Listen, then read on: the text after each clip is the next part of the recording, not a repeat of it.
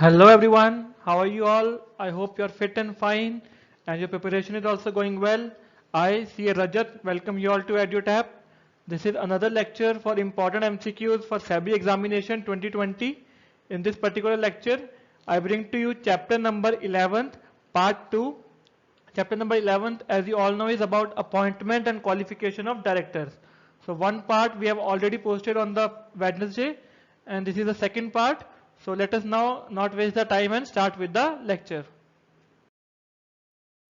Important update, as you all know, due to the COVID-19, we all faculty are working from home. So it is a request to all of you that you might face a little bit audio quality issues. So please bear it with us.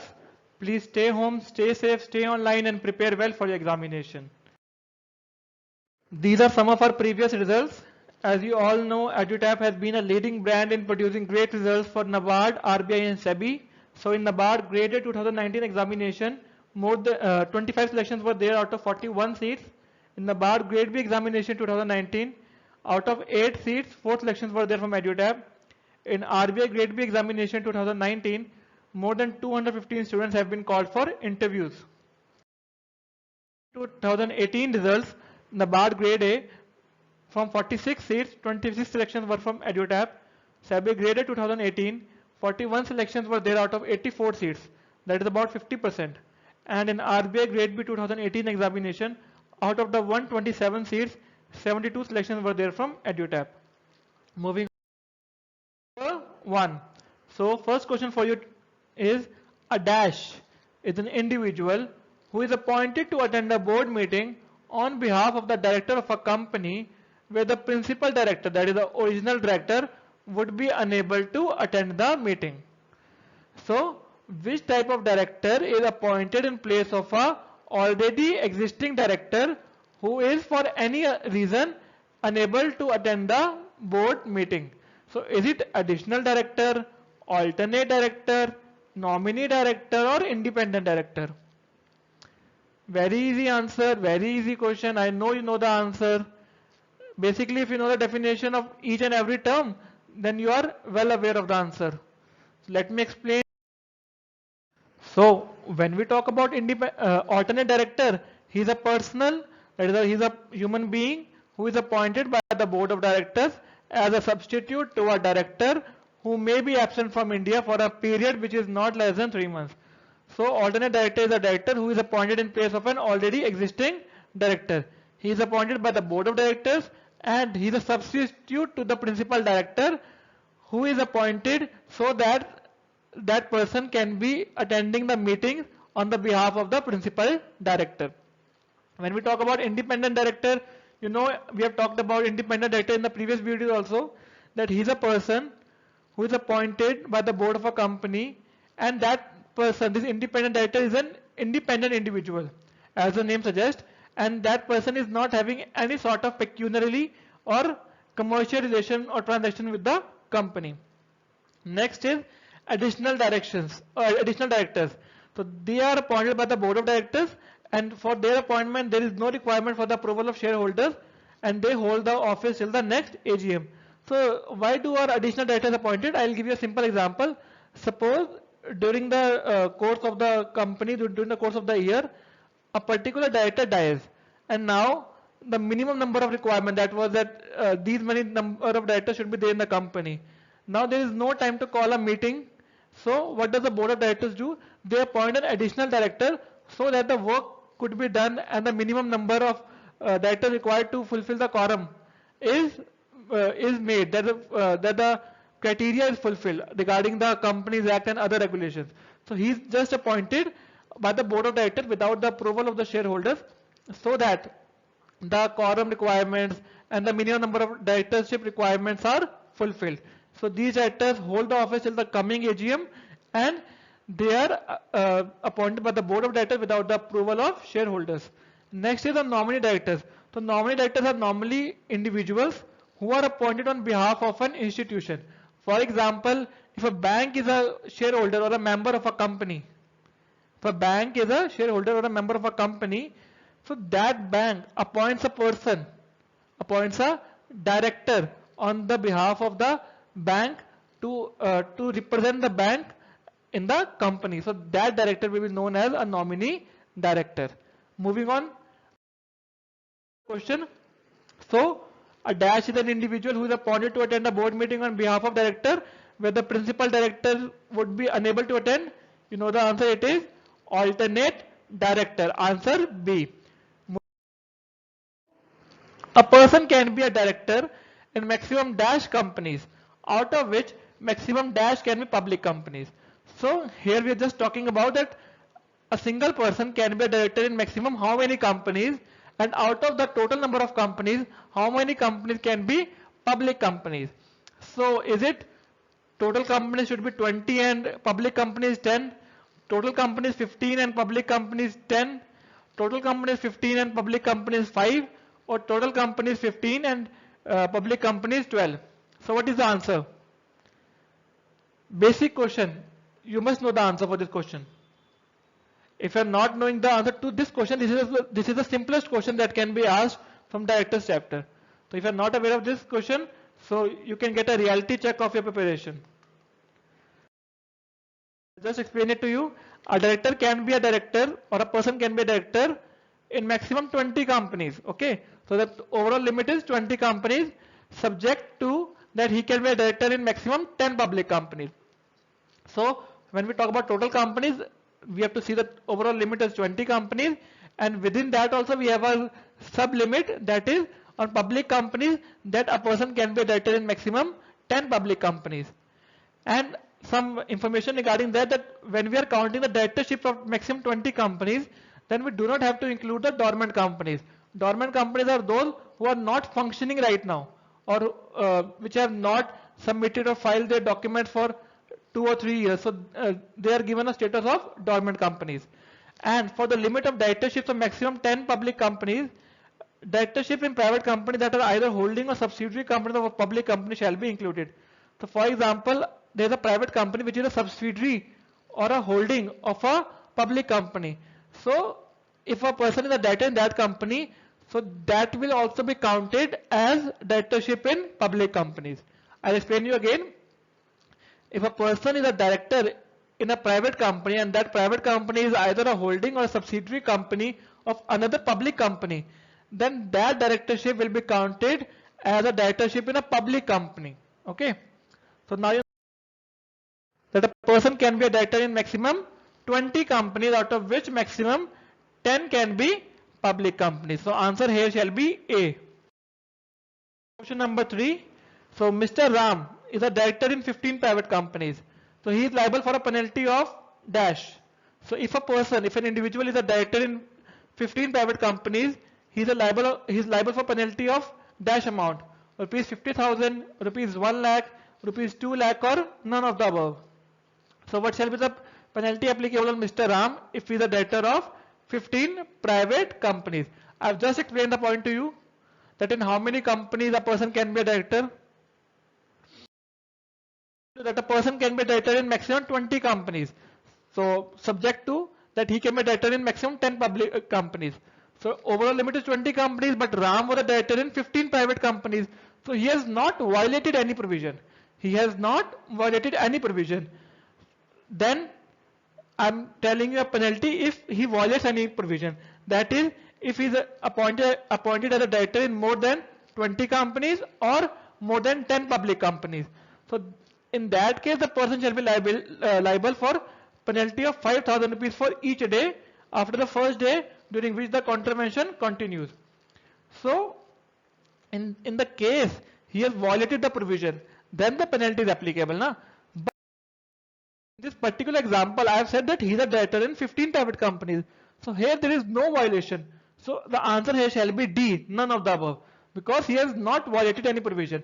Suppose he has violated a provision, and violation here means that he has been a director in more than 20 companies or more than 10 public companies, then that will mean that he has violated the provision, and in that case penalty that I have discussed that shall be applicable on that person. Moving on. Mr. Sham is a director in 25 companies, out of which 9 are public companies and 8 are private dormant companies. Assuming no private company is subsidiary of a public company, then in how many more private companies he can become a director? 2, 3, 4 or 5. I have already explained the provision regarding how many number of the companies can be there in which a single person can be a director, within which we have told the sublimits also regarding the public companies. About the dormant companies I have already told. So I want the answer for this particular question in the comment box. So I shall be waiting for 5 seconds. Please type the answer for question number 4 only in the comment box, as I have already explained you the provision. I want the maximum comments for this. Okay, so now I'm explaining. I've just told you that a person can be director in maximum 20 companies, within that maximum 10 public companies. Okay. Also I've told you that when we count directorship of 20 companies, dormant companies are not included. Now, since in the case I've discussed, Mr. Shyam is director in 25 companies, out of which 9 are public companies. So there is no violation. Okay. And 8 are private dormant companies. So these 8 private dormant companies shall not be counted in the limit. So 25 minus 8, 25 minus 8, that is 17. So that means that Mr. Shyam is a director in 17 companies. We are counting the limit, then we are counting only 17 companies, out of which 9 are public companies. So there is no violation because he can be appointed as a director in maximum 10 public companies. No violation is there. Now he is a director in 17 companies, that is 25 minus 8, 17 companies. In how many more companies he can be a director? That is 3 more companies. So that the overall limit, that is 20, is fulfilled. So the answer here shall be B, that is 3. So he is a director in 17 companies and there is a limit of 20 companies and there is a difference of 3 companies and he can be appointed as a director in 3 more companies. I guess this is clear to you. I am moving on to question number 5. So question number 5 is, in which of the following cases a director is not liable to vacate his office? So first is, he incurs any disqualification specified in section 164. Second is, he is convicted by a court for an offence and imprisoned for more than 6 months. Third is, he absents himself for all board meetings during last 6 months without seeking leave of absence from the board. And D, he fails to disclose his interest in any contract contravening the provisions of section 184. This particular question is from section 167, vacation of office of director. Very important section and many questions can be found from that section also. So please go through that section also in detail. So I'm repeating the question once again. So here we have talked about that a director is not liable to vacate his office. Okay, that means he can hold his office.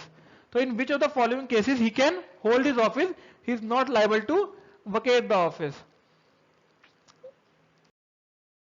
So in these particular scenarios, the particular director shall vacate his office. So first is, if he incurs any disqualification under section 164.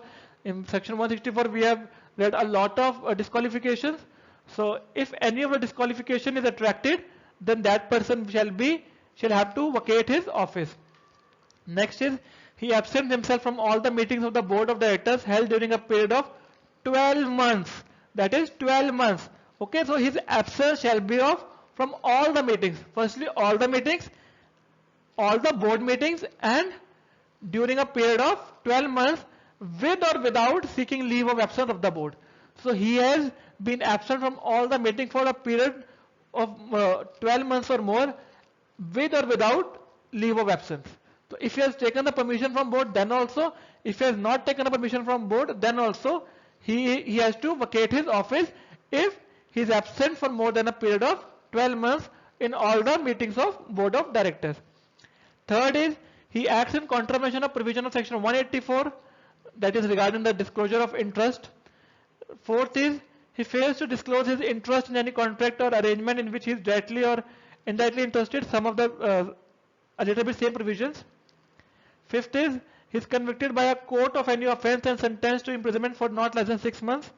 So if he has committed a fraud or anything other than that, any offence for which he has been imprisoned for more than 6 months, then also he has to vacate his office.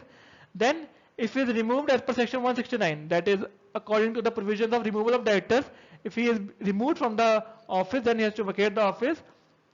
And last is, if he was appointed as a director by virtue of his holding of any office or employment in the holding subsidiary or associate company, So he would cease to be a director when he ceases to hold such office. So suppose a person is there, okay, he has been appointed as a director to the company only because he was a part of some other company. Now, when the other company dismisses that person, so automatically that person has to vacate his office from this company also. Okay, because he was holding his office in this particular company only because of that company. So if he ceases to be a director of that company, so automatically he has to vacate his office in this company also. I hope this is clear to you. So now you know the answer. You have to read the statement again and again. Since I have told about his absence from office in the C part, you can read it that he absents himself from all board meetings during last 6 months. But the provision says during last 12 months. So here this particular condition is not violated. So here the answer shall be C, that in this case a person or director is not liable to vacate his office. Moving on to question number 6. Independent director appointed for a second term can be removed by the company by dash. So how can an independent director appointed by a company for the second term? Keep it in mind, I am talking about the second term. So how can that person be removed from his office? That is by passing an ordinary resolution, by passing a special resolution, by passing a board resolution, or none of the above. So how can an independent director be removed in the second term? Again a very simple question. So when I talk about a simple director, normal director, then if the company wants to remove him before the expiry of his term, then the company shall pass an ordinary resolution. Ordinary resolution means that more than 50% of the shareholders or the members shall give decision in favor of removal of the director. So that is ordinary resolution. So if the company wants to remove a person before the expiry of his term, then the company needs to pass an ordinary resolution and give an opportunity to that person to present his case. That is, opportunity of being heard shall be given to that person. But this is for normal directors. Here I am talking about independent director, and that too who is reappointed for a second term.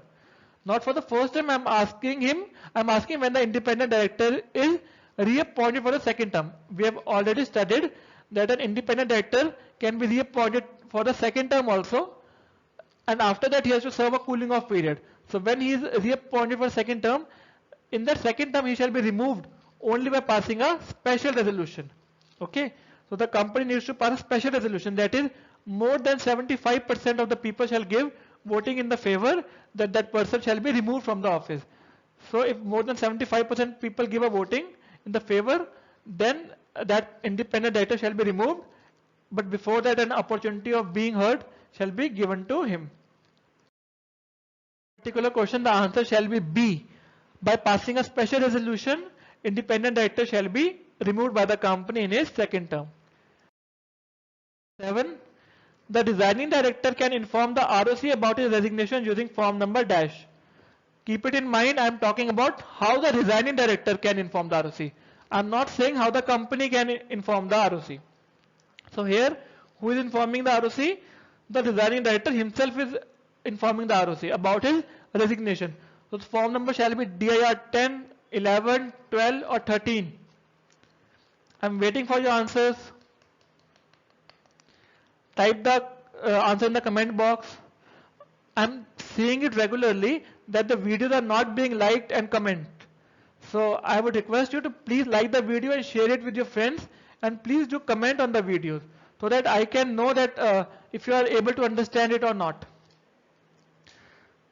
So simple chart for all the forms of this particular chapter number 11. So that can be very helpful to you for your preparation. DIR 1 is for application for inclusion of name in data bank of directors. So inclusion of name in data bank of directors. I have told you now that there is a data bank of directors maintained by the government. So if a person wants that his name be included in that data bank, so he can make an application in DIR 1. DIR 2 is the consent of directors. Director shall be giving his consent to the company to act as a director. So that consent shall be in form DIR 2. DIR 3 is the application for allotment of DIN. DIR 5 is the application for surrender of DIN. I'm here only referring to the important form numbers, okay? So DIR 5 is application for surrender of DIN. DIR 6 is intimation of change in particulars of directors to be given to the CG. So if there is a change in the particulars, like that is the address and other things of the directors, then that intimation is to be given to the central government, and that intimation is to be given in form number DIR 6. DIR 8, that is for every director shall inform the company concerned about his disqualification. So if any director has attracted any disqualification, subsequently or before his appointment also, then he shall inform the company in form DIR 8. Next is DIR 9. So whenever a company fails to file the financial statements or annual returns, or fails to repay any deposits, interest, dividends, or fails to redeem its debentures, then the company shall immediately file form DIR 9 to the registrar. So telling the names of all the directors of the company during those years for which the financial statement and annual returns were not filed, or for which the deposits were not repaid, or dividend was not paid, or debentures were not redeemed, or their interest was not paid. So if these defaults were attracted, then the company shall inform the registrar about the names of all the directors, because directors are the only person, they are the part of the board of directors, the senior most management of the company. So they are responsible for all these execution. So if there is any default regarding these things, then the company shall send a notice to the registrar in form number DIR 9, informing the names of all the directors who shall be responsible for all these. Then DIR 10 is form of application for removal of disqualification of directors. So if any disqualification has been removed, then for that the form number is DIR 10. Okay. Next is DIR 11. So DIR 11 is notice of resignation of director to the registrar filed by director. So if any director has to file a notice of resignation about his own designation, himself is filing a notice to the registrar, then the form number is DIR 11. And if the notice is filed by the company, if the same notice about the resignation is filed by the company, then the form number shall be DIR 12. DIR 12 serves one more purpose, that is, it is also the form number for return containing the particulars of appointment of directors or KMP. So it is also a return containing all the particulars of the appointment of directors or key managerial personnel. So DIR 2 has two functions. Do not get confused. DIR 11 is when the director himself is informing the registrar about his resignation, while DIR 12 is when the company is informing the registrar about the resignation of director. Okay. DIR 12 has another purpose, that is return containing the particulars of appointment of directors or KMP. The answer I have already told you. I guess this particular chart of forms is very helpful to you, because I have listed all the important form numbers for the entire chapter number 11 for you guys. Okay. So the answer here shall be B, DIR 11, since the resigning director is himself informing the ROC. It is question number 8. So what is the maximum period a director can abstain from attending board meetings to prevent himself from being forced to vacate the office of director? So here we shall be talking about the maximum period. I have told you in the previous slides also, we have discussed a related question also in the previous slides, that if a director, we have talked about vacation of directors. So here we shall be discussing the maximum period for which a director, if he abstains, that if he is not attending the board meetings for dash many months, even then, that is the maximum period for which if he is not attending the board meeting, even then he shall not vacate his office. But if that period is crossed, then he has to vacate his office. Section number 167. So is it period of 12 months without taking board's approval, period of 9 months without taking board's approval, period of 2 years in case of serious injury and after taking approval from board, or period of 12 months with or without taking board's approval? So what shall be the maximum period a director can abstain from attending board meetings to prevent himself from being forced to vacate the office of director? This is a very quality question. And if I have not explained you the answer in the previous slides, I can assure you that many students won't be able to answer it correctly. And we can have a look on that particular slide, that if a person, if the director absents himself from all the meetings of the board of directors held during a period of 12 months, okay, with or without seeking leave of absence of the board. Here you shall be concentrating or focusing on the word with or without. So even if he has taken the permission from board, even if he has not taken the permission from board, in both the scenarios, if he absents himself for a period of more than 12 months, okay, from all the board meetings, then he has to vacate his office. The answer here shall be D, that is period of 12 months with or without taking a board's approval. So this was all for today. 8 questions. I want to know how many questions were you able to solve correctly. Please do comment in the comment box about your marks. And from the next Wednesday, I am starting with chapter number 4, that is share capital and debentures. And we shall be making a video once a week. So every Wednesday you shall be getting a new video, and the chapter 4 is a big chapter, so I guess that will also require that will also be divided into 2 or 3 parts. So many students were asking for that particular chapters, and I have decided to make that chapter first, and then we shall be doing with chapter number 12. So I hope you like today's video. So please do comment in the comment box how you like the video. Please share the video with your friends, and all the best for your examination. Thank you very much.